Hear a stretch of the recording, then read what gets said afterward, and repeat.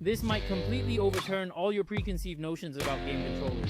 It not only has a side-sliding design that feels ceremonial, but the buttons and joystick have undergone bold innovations. Trust me, this appearance isn't just a flashy gimmick, it's a full-featured controller that maximizes control experience. Since last year, when my side-sliding controller garnered 5 million views online, I've been pondering why the side-sliding design was so popular on early keyboard phones, but has never quite caught on with gaming devices. Apart from the limitations of hardware and game lineup back then, the core issue lay in the tactile feel. A flimsy grip, stiff button feedback, and an extremely unreasonable joystick layout made the gaming experience of those side-sliding devices particularly awkward. But even so, have you ever imagined if there could be a gaming device beyond its time that changes our perception with its outstanding control experience and unique design concept? Years later, PSP Go and Sony Ericsson Z1i are still popular items in the second-hand market, proving that people have never forgotten their love and nostalgia for the side-sliding form. Thus, combining the experience from last year's side-sliding controller, I've created another innovative portable controller for gaming enthusiasts. Additionally, I will introduce a brand new manufacturing process, giving this controller a new skin, which will be revealed later. If you're interested, make sure to watch the video till the end. Firstly, within the limited expanded area, the joystick on a side-sliding game controller can only be placed in the middle, just reachable by the thumb, but the buttons are squeezed to the sides, losing support in the palm area, making operation particularly awkward. Any game that requires repeated poking of the joystick and buttons, the fingers have to move back and forth significantly, and you'll feel tired after playing for a short while. So this time, I directly integrated the buttons and joystick. The joystick doesn't have to forcibly move to the middle to make room for buttons, and the buttons don't have to compromise by extending to the sides. Both can simultaneously fall within the thumb's most comfortable golden operation zone. The joystick has about an 18-degree physical tilt, with a control range diameter not exceeding 17 millimeters. The final button spacing is not much different from full-size controllers like Xbox and PS5, eliminating hand fatigue, allowing casual gamers to be immersed in gaming for extended periods. Additionally, I'm pondering how to make the controller look like it has a factory or even official custom original skin. I was never satisfied with the aesthetic quality of last year's first batch of side-sliding controllers. Although three-dimensional printing now meets my structural and durability requirements, how can I quickly and cost-effectively enhance the appearance and handle these uneven surfaces?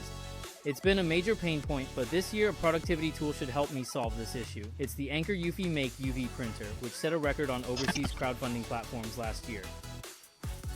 The reason it's so popular is that its print results can fully rival those of large industrial-grade equipment. Previously, seeking factories for batch printing not only had quantity requirements, but also involved time-consuming and laborious repeated mailing and adjustments. Now, with such a compact device at home, you can boldly conduct repeated verification of colors or patterns. It can print on almost any material, and with the stacking and curing properties of UV ink, it can generate colored patterns similar to embossing effects. Using these features, I've printed my design patterns onto a 0.3mm thick sheet. As the front decoration of the controller, the software can set the entire image to be elevated or automatically generate embossed textures according to the pattern lines, with a thickness of about 5mm, equipped with a visual camera for easy alignment of the pattern and material. Press the print button, and after waiting for a few minutes, a colorful three-dimensional pattern is printed, fully meeting my requirements for image refinement. What you see is what you get. All the details of a master sword are visible. With this three-dimensional texture and pattern, even a factory custom wouldn't achieve this effect. Because the ink's layer height stacking can effectively cover the rough texture from three-dimensional printing, this sheet is also three-dimensional printed by me, thus avoiding the cost of seeking a factory to purchase and cut the sheet. Printing such a decorative sheet, the size is 44 by 162 millimeters. Using a 0.6mm pattern texture mode, it consumed a total of 2.85 milliliters of ink, with white ink as the base coat, so the usage was slightly higher. Without the need to communicate with middlemen, costs are further reduced. It also features a self-cleaning function. After printing, it automatically cleans the nozzle, saving time and effort and keeping maintenance costs low. Although copyrighted game elements can't be sold publicly, with this machine, you can create exclusive limited edition controllers at home, and that feeling is quite satisfying. For example, with this Starry Sky theme, I printed relevant elements even on the buttons and heat dissipation metal plate. There's also a Zelda limited edition and an EVA Unit 01 limited edition. Which one do you think looks the best? I've named this controller Kai. It still uses a wired connection, has a feature-rich built-in system with a delay of 0.76 milliseconds. This time I focused intensely on the control feel, specifically studying the button press force of the Switch and Steam Deck, and finally settled on this plan. An action button force of about 1.5 newtons is most suitable, a direction button of around 1.3 newtons, and intermediate buttons between 1.1 to 1.3 newtons, fully aligning with the flagship feel of top-tier factories. The joystick is directly equipped with non-drifting TMR, offering higher precision and lower power consumption. The joystick's down press button must also be retained. Not a single essential function can be missing. Because of the recessed design, the joystick base sticks out significantly from the back of the controller, so I went ahead and integrated the palm rest directly with the controller. Just a light press, and you instantly get a solid, comfortable grip. Not only does this let you hold the controller firmly, but it also solves the issue of top-heavy side-sliding controllers. The intermediate and trigger buttons are directly integrated into the palm rest. The index finger can also operate at a comfortable angle. Sharp-eyed friends might have already noticed the hollow design in the middle of the controller's back. That's right. Based on the feedback from last year's survey, I've directly included an active cooling system this time. The position where the phone fits uses a whole thermal conductive metal plate, and a semiconductor cooler can be directly clipped into this slot. Not only can the metal plate firmly hold the cooler, but I've also added a physical clasp that works in tandem with the palm rest eject button to securely lock the cooler in place, offering dual protection that won't let it fall off no matter how it's shaken. Do you like this design? Since I put so much effort into this, how about a free like and a little attention to help me recover?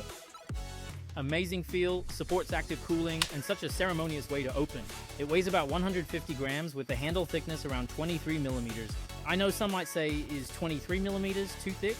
Sacrificing a bit of thickness for the feel is worth it, but since it's called Pro, there are naturally other versions, so I made an AR version without the handle, which looks sleeker from the side and uses Bluetooth connection.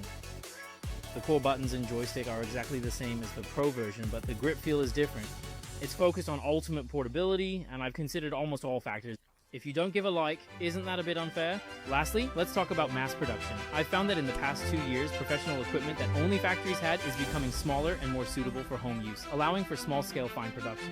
Like the Anker Umake UV printer used in this episode, which can achieve industrial-grade precision and print anything. I didn't dare sell my handmade items before because they didn't look good, but now it's different. I can design different skin styles and make exclusive limited edition handles myself. Surely they could sell for several $1,000s. If you want any exclusive custom skins or have any ideas or suggestions, feel free to let me know in the comments or through bullet messages. I'll read each one. Alright, that's it for today's video. Thank you all for watching.